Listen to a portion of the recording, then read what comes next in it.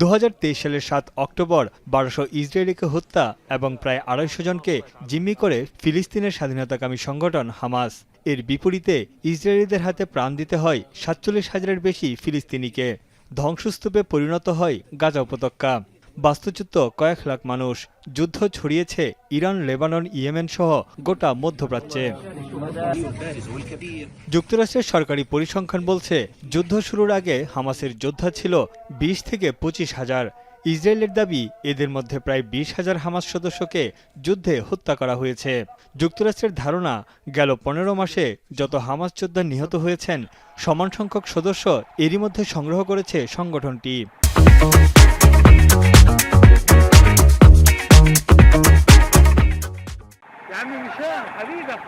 বিশ্লেষকদের আশঙ্কা, যুদ্ধবিরতি কার্যকর হলেও প্রত্যাশিত ফল আসবে না।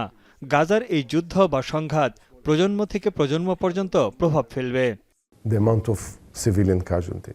So we see that Hamas recruits young people to join its ranks, because the way that Israel wanted revenge, now they want revenge on the way they will revenge. And this vicious cycle, someone needs to stop.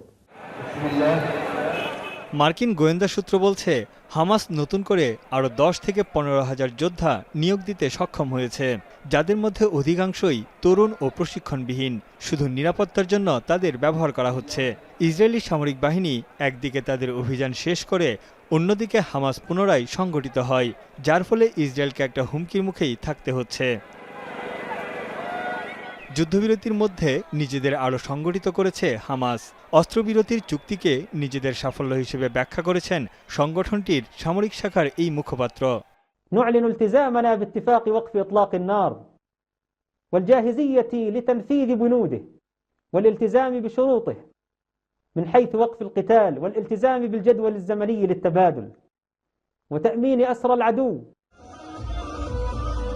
Israel বলছে, হামাসের সদস্য সংখ্যা বাড়লেও তাদের অস্ত্র ও প্রশিক্ষণের সুযোগ নেই। তারা ইসরায়েলের বিরুদ্ধে কার্যত কিছুই করতে পারবে না। যুদ্ধে হামাসের ব্যাপক ক্ষয়ক্ষতি হয়েছে এবং প্রাণ হারিয়েছেন গোষ্ঠীর বেশিরভাগ সামরিক কমান্ডার।